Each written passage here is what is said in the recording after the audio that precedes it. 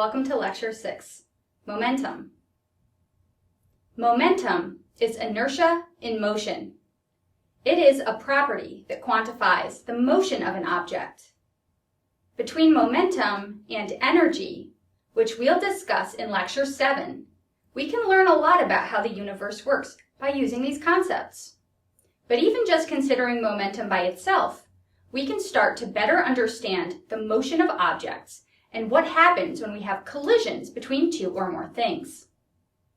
Each of the following concepts will be discussed in this video: momentum, impulse, conservation of momentum, and collisions.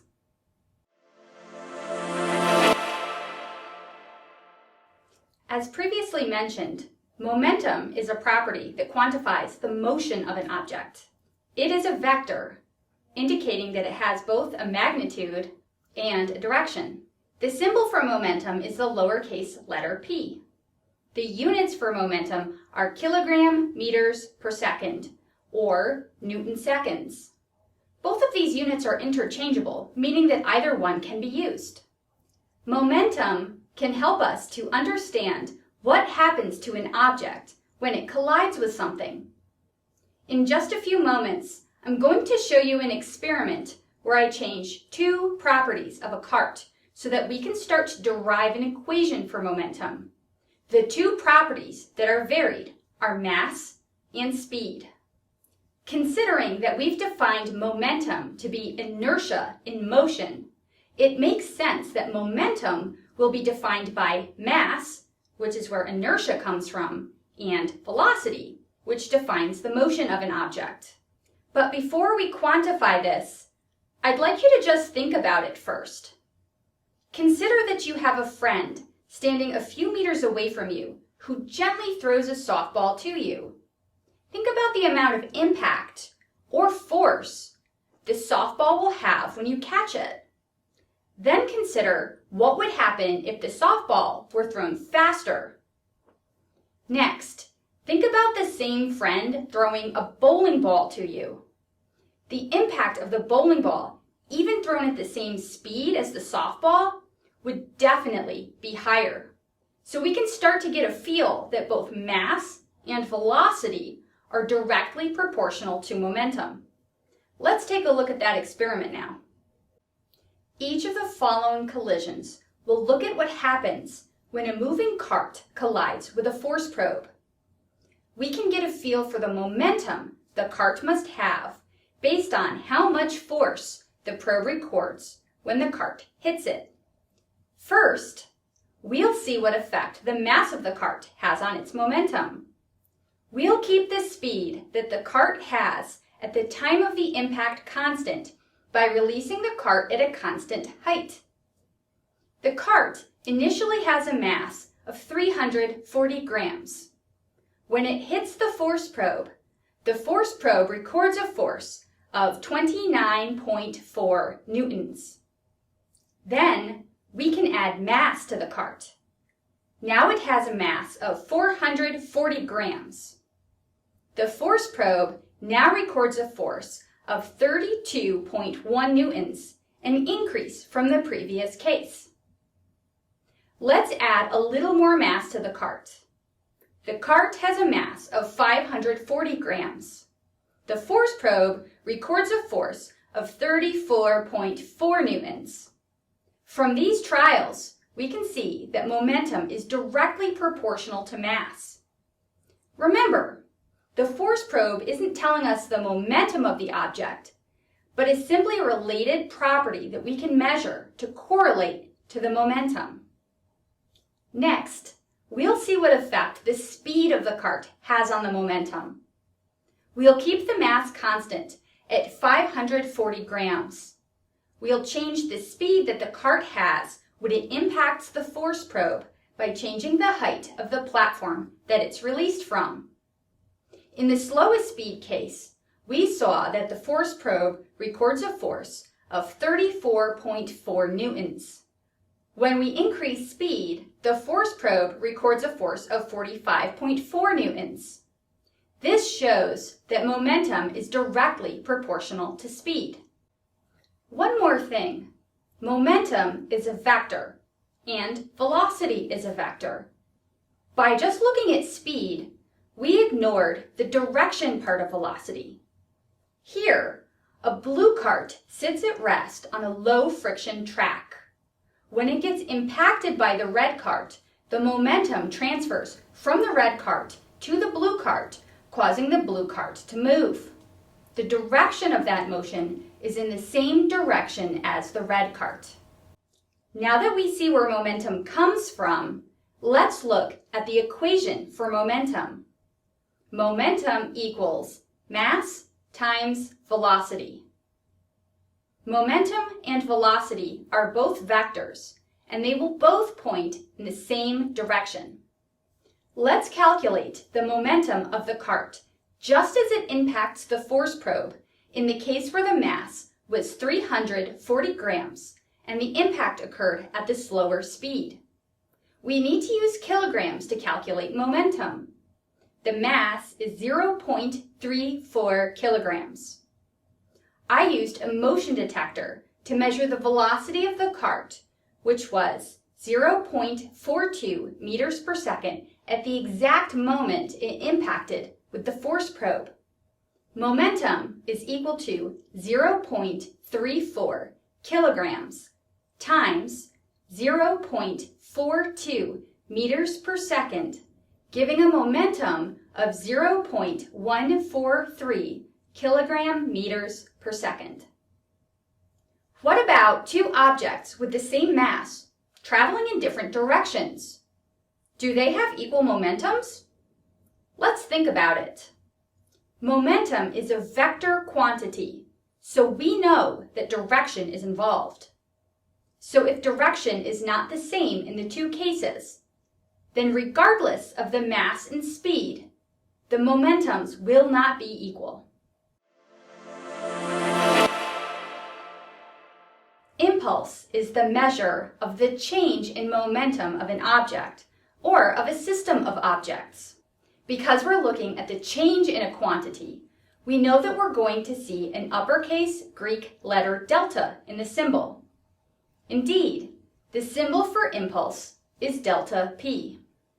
The equation for impulse is delta P equals the final momentum minus the initial momentum. Because momentum is a vector, the change in momentum, impulse, is also a vector. Make sure you pay close attention to the sign of your momentum variables when you do calculations. I'm going to do an experiment to see how we can change the momentum of an object.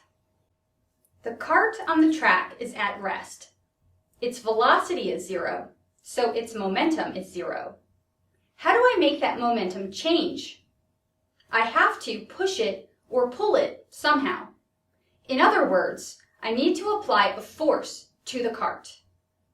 Let's look at a couple different scenarios. First, I'm going to apply different forces to the cart, but I'm going to make sure that the force is applied over roughly equal intervals of time. The force is applied by placing a hanging mass on the cart using a string and a pulley. The gravitational force of the hanging mass creates a constant force that acts on the cart.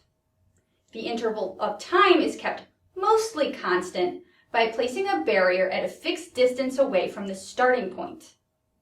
First, a small force is applied to the cart for a short period of time.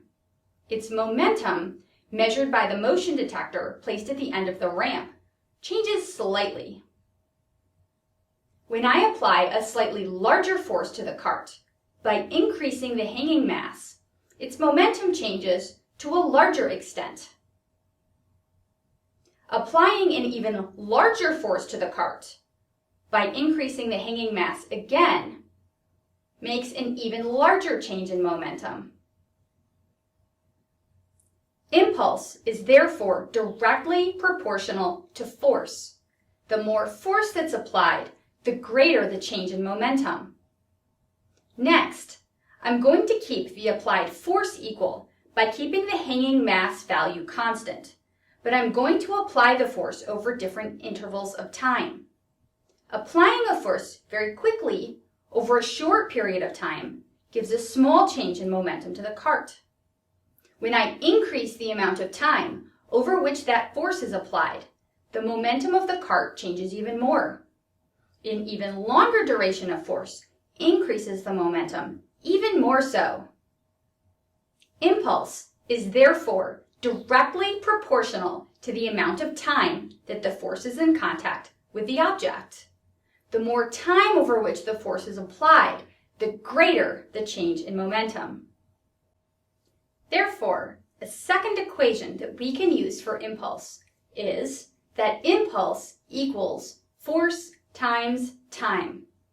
Delta P equals F times delta T. Remember that force is a vector and impulse is also a vector. Those two vectors will point in the same direction. If I want to make the greatest change in the momentum of an object, I would therefore need to exert a large force on that object over a long period of time. Because impulse means change in momentum, and momentum is a vector, it doesn't only apply when an object speeds up. It also applies when an object slows down or changes its direction. To speed an object up, the force applied to the object needs to be applied in the same direction as the velocity. To slow an object down, the force needs to be applied in the opposite direction as the velocity. We can see this by looking at the impulse generated by two nearly identical balls falling down a track and hitting a block of wood. One ball bounces and the other does not. This helps us to understand how impulse changes with and without a bounce involved in the collision. When the non-bouncing ball is released from the track and hits the block of wood, the block is deflected slightly due to the force the ball applies to the wood during the interaction. Newton's third law tells us that the wood will apply an equal and opposite force to the ball, slowing it down to a stop. When the bouncing ball is released from the top of the track, the block of wood completely falls over. This is because the block had to not only stop the ball, but give it the impulse to start moving in the opposite direction. That force involved in the impulse was large enough to make the block of wood fall over. We can look at this one more way. Both balls were released from roughly the same height onto a plate that measures force. The force plate records a smaller force when the non-bouncing ball hits and a larger force when the bouncing ball hits. Let's use some estimated values to quantify this. Both balls have a mass of 10 grams, or 0.01 kilograms. They both hit the force plate at a velocity of just about negative 2.5 meters per second. We're using a negative sign because the vector points down. The non-bouncing ball comes to a complete stop after it hits the force plate, so the final velocity is 0. The initial momentum is 0.01 kilograms times negative 2.5 meters per second, or negative 0.025 kilogram meters per second. The final velocity is 0 kilogram meters per second. Impulse is equal to final momentum minus initial momentum, which is positive 0.025 kilogram meters per second. The bouncing ball rebounds with a speed of approximately 1.5 meters per second. The value has a positive sign because it's now moving up. The initial momentum is the same of the non-bouncing ball, negative 0.025 kilogram meters per second. The final momentum is 0.01 kilograms times 1.5 meters per second, or 0.015 kilogram meters per second. The impulse is final momentum minus initial momentum, which is positive 0.04 kilogram meters per second. That provides us with quantitative evidence that the impulse is indeed greater when an object bounces compared to when it doesn't bounce.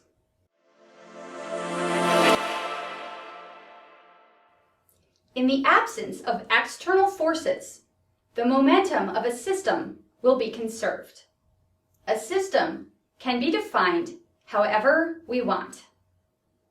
Let's look at a very simple example of this. In both of these situations, the system will be defined as just the red cart. Once the cart is pushed along a low-friction track, it travels at just about the same speed until it stops. There's a little bit of friction, which is an external force, which slows it down very slightly. But if we ignore that friction, we can reasonably conclude that the momentum of the cart is conserved in the absence of external forces. When a high friction pad is placed on the cart, the external forces are increased a lot. The cart slows down greatly, and it's very clear that the momentum of the cart is not conserved because of that external force being present. Next, let's look at a slightly more complicated scenario. There are now two carts, a blue cart and a red cart. The blue cart is pushed into the red cart, where they connect with Velcro and move together afterward. If we define this system as consisting of both the blue and red carts, we can look at the momentum of each object before they impact and after they impact and compare.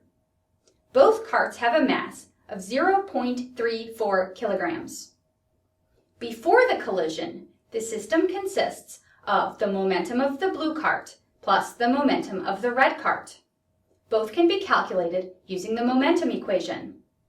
The blue cart momentum is 0.083 kilogram meters per second. The red cart has zero momentum as it's not moving. Therefore, the initial system momentum is 0.083 kilogram meters per second. After the collision, the system consists of the momentum of both carts traveling together. The combined mass of both carts is 0.86 kilograms, and the final velocity was recorded as 0.117 meters per second. The final momentum of the system is therefore 0.080 kilogram meters per second. These two numbers are pretty nearly the same. Are they exactly the same? No. What kind of external forces might exist in this scenario that could cause that difference? Think about it.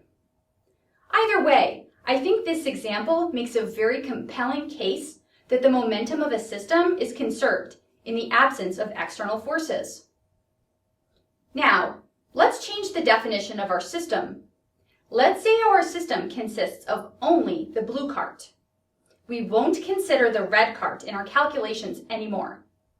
The momentum of the blue cart started at 0.083 kilogram meters per second. After the collision, the cart has a momentum of 0.04 kilogram meters per second. Momentum definitely wasn't conserved in this system. What gives?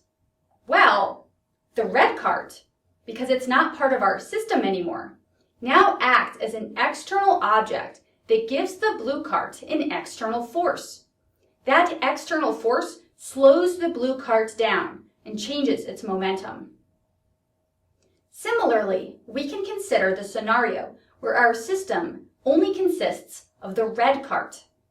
The momentum of the red cart starts at 0 kilogram meters per second and ends up at 0.04 kilogram meters per second.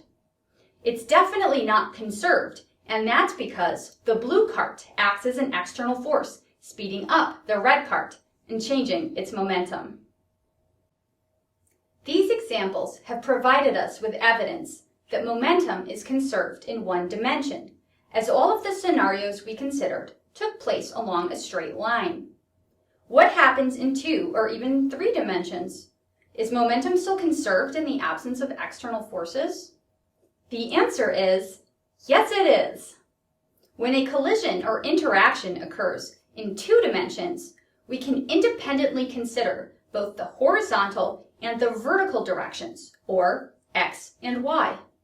All of the momentum in the x direction must be conserved, and all of the momentum in the y direction must be conserved as well. This video shows collisions between 2 orange pucks sliding freely along a low-friction air cushion table. The pucks don't actually touch when they collide, but rebound off of each other due to the fact that they are made of repelling magnets. The momentum of each puck can be represented as a vector. Summing up both of the momentum vectors before and after the collision leads to identical results. Momentum is conserved in 2 dimensions. In 3 dimensions, we can consider a very similar outcome, but now with momentum being conserved in width, depth, and height. All 3 dimensions will have a conservation of momentum in the absence of external forces.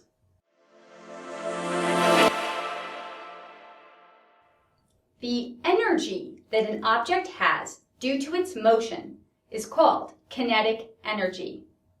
The symbol is Ke. The units of kinetic energy are joules. The equation for kinetic energy is 1/2 mv squared, where m is the mass of the object and v is the velocity of the object. We'll discuss kinetic energy more in Lecture 7, but it's important to define it here and now so that we can use it to better understand collisions. We can use the conservation of momentum and kinetic energy to understand what happens when 2 objects collide with each other. Collisions can be categorized as being inelastic or elastic. In an inelastic collision, some of the kinetic energy of the system will be converted into other forms of energy, heat, sound, or possibly something else. In an elastic collision, the kinetic energy of the system will be conserved. In both types of collisions, momentum is conserved. In a perfectly inelastic collision, the maximum amount of kinetic energy is lost. A perfectly inelastic collision occurs when 2 objects collide and then travel together after the collision. Let's look at an example of a perfectly inelastic collision. In this demonstration, a blue cart collides with a red cart. Both carts stick together with Velcro when they impact, so they will travel together afterward. The system consists of both carts. The mass of the blue cart is 0.54 kilograms, and the mass of the red cart is 0.34 kilograms. The initial momentum of the system is equal to the initial momentum of the red cart plus the initial momentum of the blue cart. Mass of the red times velocity of the red plus mass of the blue times velocity of the blue equals 0.197 kilogram meters per second. After the collision, the combined system mass is 0.88 kilograms, and both carts travel together at a velocity of 0.218 meters per second. The final momentum is therefore equal to 0.192 kilogram meters per second. The momentum of the system is pretty much conserved. We can also look at the kinetic energy of the system before and after the collision. The initial kinetic energy is equal to the initial Ke of the red cart plus the initial Ke of the blue cart. 1/2 mass red times velocity red squared plus 1/2 mass blue times velocity blue squared equals 0.036 joules. Afterward, the Ke of the system is 1/2 mass times velocity squared, which is 0.021 joules. The Ke is definitely not conserved in this inelastic collision. The energy of motion was very likely converted to heat when the two objects came together, acoustic energy that created the clacking sound when they collided, and possibly some other forms as well. As mentioned, an elastic collision occurs when both momentum and kinetic energy are conserved. We can anticipate that a collision will be elastic if the two objects colliding won't create any heat from rubbing together, if they won't create any sound, and if the molecules inside of the objects won't physically deform when they impact together. This video shows an elastic collision. The carts are rotated such that repelling magnets cause the carts to bounce off of each other and travel independently after the collision. This means that energy shouldn't be lost due to heat, sound, or other things, as the two carts will not actually touch when they collide. In this case, the red cart has a mass of 0.54 kilograms, and the blue cart has a mass of 0.34 kilograms. The initial momentum of the system is mass times initial velocity of the red cart plus mass times initial velocity of the blue cart, which is 0.099 kilogram meters per second. After the collision, the momentum of the system is mass times final velocity of the red cart plus mass times final velocity of the blue cart, which is 0.101 kilogram meters per second. Momentum is conserved. Similarly, we can calculate Ke before and after the collision for the system. The initial Ke of the system is 1/2 mass times initial velocity squared for the red cart plus 1/2 mass times initial velocity squared for the blue cart. This equals 0.014 joules. After the collision, the system Ke is 1/2 mass times final velocity squared for the red cart plus 1/2 mass times final velocity squared for the blue cart. This is equal to 0.013 joules. Ke is conserved, giving us proof that this is an elastic collision. The concepts of conservation of momentum and conservation of energy can be used to learn a lot about the universe. I interviewed Dr. Bennett, professor of physics at the College of DuPage, to find out more. I have a PhD in high energy physics. When I was a graduate student at the University of California at Davis, I worked on something called the Compact Muon Solenoid. It's a particle detector along the Large Hadron Collider, which is really a proton crasher. There's a 27-kilometer long ring underneath several stories underground beneath Switzerland and France, and bunches of protons are basically crashed together, and physicists like myself look at the aftermath, look at the energy that flies out and tries to recreate the high energy, high mass exotic particles that were produced in that crash. How do you use the concept of conservation of momentum and energy to learn about things that we can't see?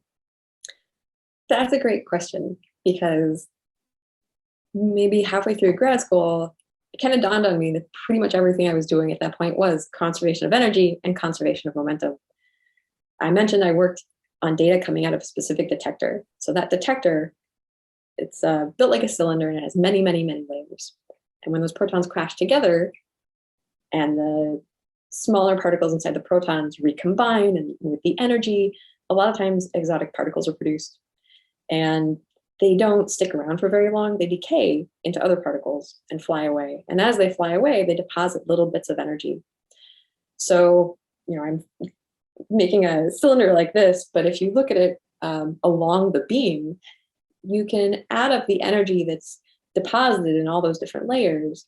And if you can account for all the energy correctly, then you can usually figure out the mass of the original particle that produced it. So conservation of energy allows us to, figure out what was at the core produced in those interactions. And when we think of conservation of momentum, again, the beamline, you have two bunches of protons heading towards each other. So all the momentum is in this direction. And because they should be equal and opposite, the momentum of the system is zero. During the crash, a lot of stuff is produced like this. Along with energy being deposited, because there are so many layers, you can actually see it being deposited as a track. So you can get a sense of the velocity vectors involved.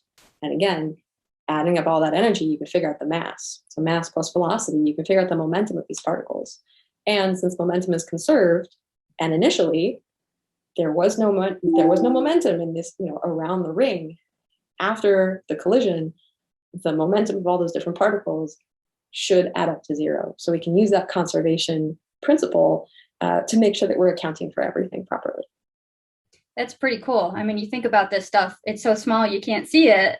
Mm-hmm. So really you have to use whatever tools we have to kind of tease out what's coming out of the other end. Mm-hmm.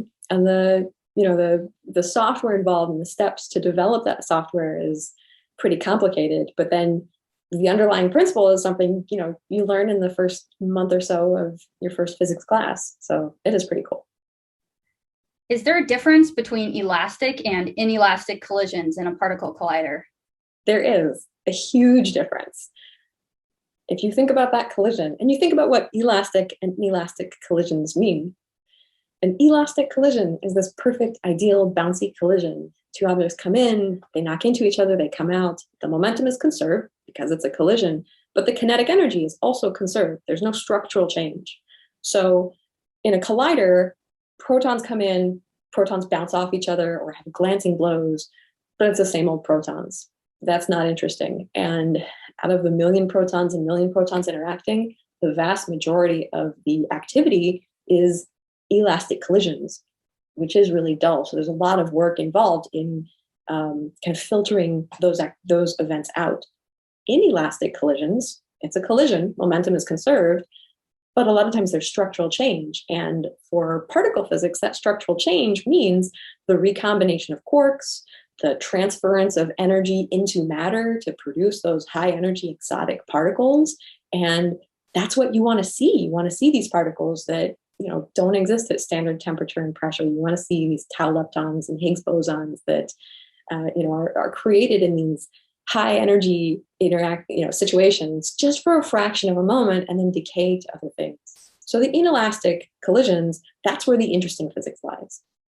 This is pretty fascinating stuff. I think so. Well, thanks for taking the time to talk to me and my physics classes about particle physics and how we use conservation of momentum and energy to learn about how the universe works. Well, thanks for having me. It was a lot of fun. Bye. Based on what we've learned in this lecture, we can find a way to engineer a safer collision. We've seen that the momentum of an object is going to create an impact force on an object when it collides. We've also learned that the change in momentum of an object is equal to force times time. We want to have safe collisions in cases where we are driving a car or riding a bike or otherwise could be injured when we collide with an object. In these scenarios, we want the force to be as minimal as possible in the collision. Because when we get into a collision, we are unable to change the mass or velocity that we were traveling at, and we're going to come to a complete stop after the collision. The initial momentum, final momentum, and therefore impulse are going to be fixed. We'd ideally like the number to be small, but we can't control it after the fact. Because we know that impulse is equal to force times time, and we want the force to be as small as possible, we can see mathematically that extending the duration of the collision, which has the result of making delta t a large number, will cause the force to be small, given that delta p is fixed. How can we use this information to throw an egg without breaking it? In this video, I'm going to throw an egg and make sure that the force acting on the egg is as small as possible. By throwing it at a sheet, the egg doesn't break. The time duration of the collision is extended for a long period of time, and therefore this force is small enough for the egg not to break. It's very easy to break the egg. Just throw it at a wall, and the time duration of the collision will be so small that the force will be very large and the eggshell will crack. What a mess! Let's look at one more example of this, an experiment where we can quantitatively assess the impulse, force, and time of the collisions. A cart rolls down a ramp, giving it a fixed momentum at the instant it impacts with a force probe at the bottom of the ramp. The collision with the force probe happens very quickly. By looking at the readout from the force probe, the collision occurs over about 0.02 seconds, which is a very short period of time. The maximum amount of force that was recorded is 48.4 newtons. I want to point out here that calculating impulse in this scenario is tricky because the force isn't constant over time. We would have to use calculus to calculate the impulse here. Real-world examples like this can be complicated. We can use force times time only when the force is constant throughout the entire duration of the collision. Thankfully, LoggerPro has a feature I use to determine the impulse here, which is 0.4 newton seconds. Second, the cart is rolled down the ramp again, giving it a fixed momentum that's equal to that of the previous scenario. This time, there's a piece of foam in between the cart and the force probe. Looking at the data from LoggerPro, we can see that the collision occurs over a longer period of time, closer to 0.1 seconds. The maximum amount of force recorded is 20.6 newtons. The impulse calculated by LoggerPro is 0.4 newton seconds. Which of these collisions was safer? The scenario with the piece of foam certainly was, because of the extended duration of the collision that caused a decrease in force. Both scenarios had identical impulses, identical starting momentums, and identical finishing momentums. The only thing that we could change in those conditions was the time of the collision. This is why cars are engineered to have crumple zones and airbags. Anything we can do to increase the time of a collision, in the case of a car crash, for example, will reduce the impact on the occupants of the car and keep them as safe as possible. Thanks for taking the time to learn about momentum. Until next time, stay well.